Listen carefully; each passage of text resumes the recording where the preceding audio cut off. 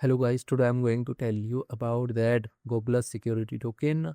Now before we start the video, let's hear my legal disclaimer. This video is only for educational purpose. Do your own research for the investing.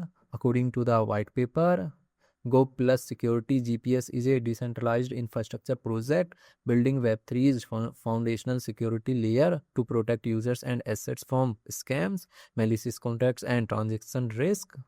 Purpose: it acts as a real-time automated security service layer across 40 plus blockchains, detecting risk before users interact. Technology: its modular architecture separates data aggregation, real-time computation, and developer-built security modules.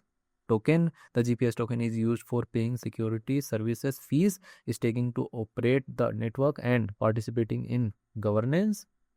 GoPlus Security project institution rating is 4.4.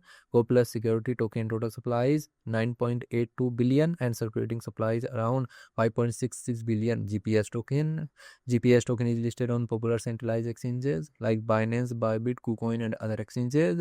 If I share my opinion with you, then this project up to 85% chances that it is a legit or good project. So guys, don't take my opinion as a financial advice. Do your own research for the investing. Thanks for watching.